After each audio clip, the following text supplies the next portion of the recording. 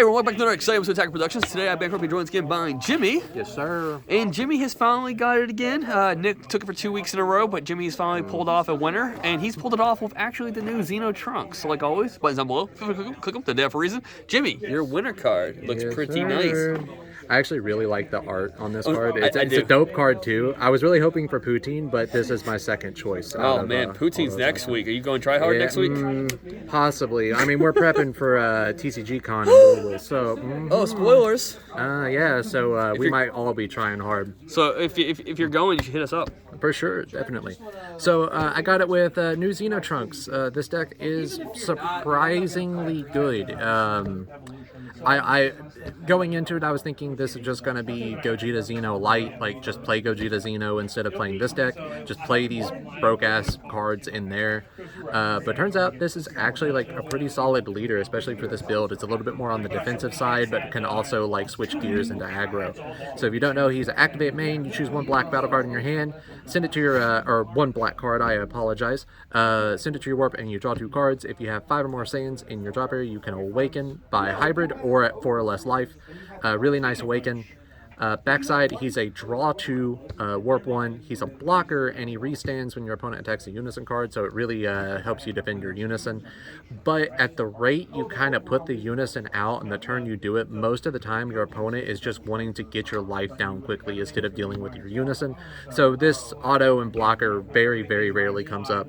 And then another thing that rarely comes up is the activate main. Once per turn, Spirit Boost 1 energy. You place 2 cards from your warp back into your drop area, and then you choose one of your opponent's battle cards and send it to the warp. Nice removal. It's nice to always have it, but you run Gogeta Xeno cards, so you don't have to worry about removal.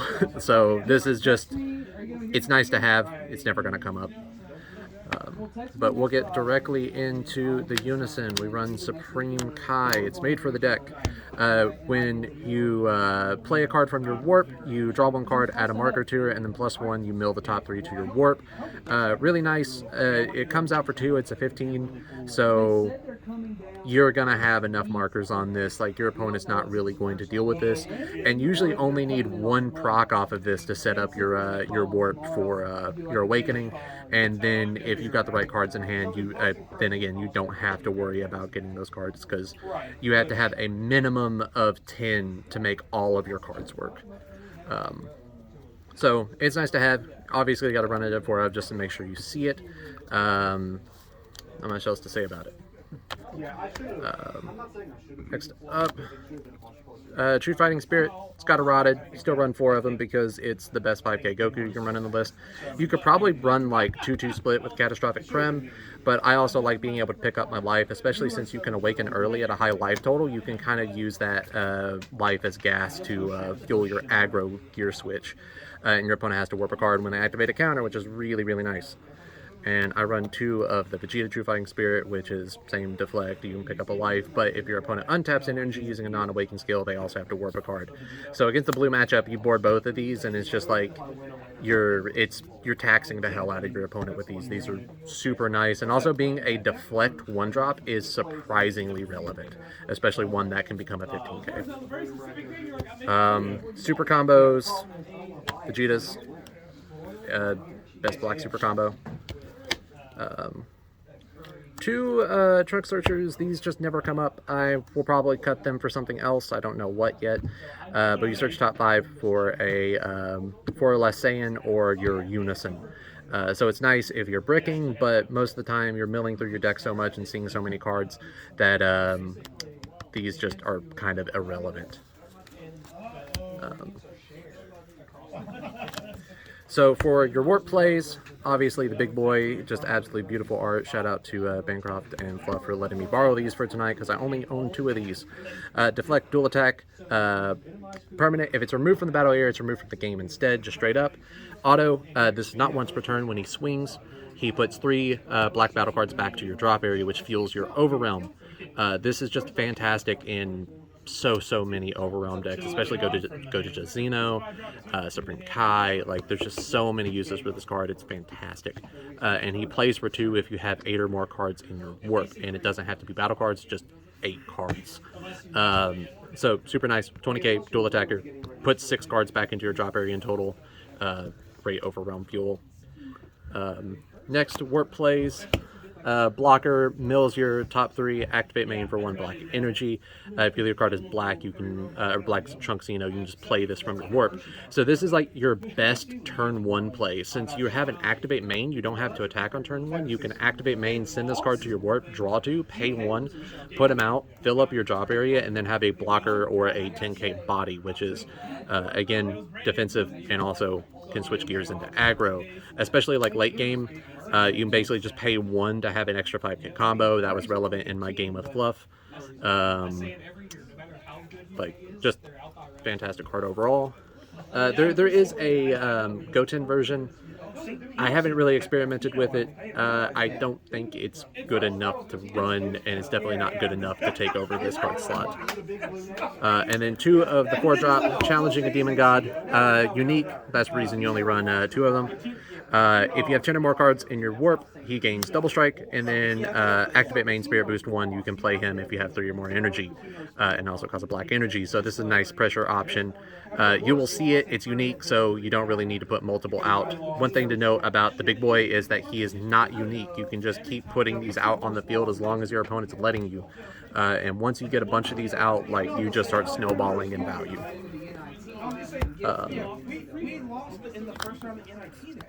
Thorning! Go to Xeno. They're cheap. Get them. Don't complain. It's weird. It's weird that those are cheap. I was looking at this the other day, and I was like, ooh, I want my foil ones. Then I remembered, like, oh, the non-foil is the expensive one, actually. So, but they're cheap. Can't complain about it anymore. 2 SS4 Thwartings. This card's just one of the best boss monsters in the game, straight up. Triple attack blocker. Cannot be KO'd while it's in rest mode. Rips 2 cards from hand and 2 cards ignoring barrier off the field, and it's a 4 cost, and it fuses from the warp, or what's not really a fusion, it's activate main. 35,000, just the incredible boss monster. There is nothing bad to say about this card. I guess the only bad thing is it doesn't have deflect, but for the amount of value that you get, you can risk walking into a counterplay for him. 2 fighting gets fate. Once you get your Trunks engine rolling, you're putting 6 cards in the drop area every single turn. So being able to get a big body overwhelm, especially a 25k dual attacker, is really nice. And we also run another 6-drop option. So in my original list, I was running 4 fighting and 2 of these, just the opposite ratio. My untapped buddy was just like, yo, just run that fucking Goku, because that Goku is one you like every single game you played. So I took his advice. I still think there's probably a happy medium, maybe like 3 and 3. But being able to just pick up your Thwartings, pick up whatever from your warp is just really, really nice. And plus 30k body for free is never a bad thing. And for our final overwhelm slot, new card. This card is just so hot. I love this card. It's incredible. Blocker Dark Overwhelm 3 for 1 energy. Auto, you play a demon token, and then the activate battle, she can pop the token, draw 1 card, restand herself, and gain 10,000. So again, wow. Is that for battle or turn? It's for the battle. But still, a dual attack blocker is a dual blocker is always great. Yeah. So again, it goes back to the switching gears between aggro and defense. You can plop this out, swing with her, restand her. 25,000 attack, and you get a draw, and then you get another 15k attack, or you can just save the blocker. Or if you really need it, you can just put this out, let her stand, block in that battle, pop, restand. You have a 25k body and a draw and another blocker. This card is just so versatile. It's so nice, and if you're running any sort of black heavy deck, or preferably mono black deck, you gotta have these in the list, especially in conjunction with support of the Dark Empire. So this is the long overdue black variation of the negate spawn a blocker token. But the nice thing about this one is that it spawns the same token that Poutine can target. So on your turn, you can attack with her, restand, block, next attack, support, restand her off of the support token, get your draws, get your big bodies. Especially, one of the strategies to play around this is when your opponent uses it, you just pass and make the blocker fall off, but you get use out of that now dead blocker token because it's a 5k battle power and 5k combo. So at minimum it's a 5k combo, at best it's a draw and plus 10,000 and a restand. Some more negates. Pampo, it's just topo, but for this deck. She's a 1-drop, does not negate the attack. Do remember that. And then if your opponent wants to attack with a battle card, they have to drop 2.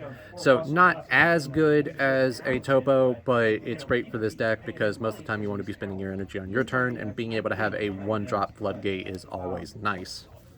And also, she sends the card from your hand to the warp, so it can bypass some weird like overwhelm interactions. If you want to get one of your like 5-drop trunks or one of your warp plays into the warp easily, you can just negate with her, put it in the warp, easy peasy. 2Kai, it's just one of the best black negates, really good, double negate. 2 Super Kamehameha. This card, when it comes in clutch, it comes in clutch and it wins games. Warps to 3 or less if your life is at 4 or less, and you can pick up a life to pay for it instead. Incredible counterplay. 2, any sort of double striker Champa. I just grabbed these because they were handy and they were already in these sleeves when I was unsleeving the other deck. But being able to just throw a surprise double strike, that won me 2 games this weekend. Just fantastic. And one of the best cards to put that double strike on is Pan. Pan is another MVP. I drew into it, and I think I actually drew into this every game tonight. And I was able to play it for free in every game. One for the actual counterattack, and then the others just on a aggro play.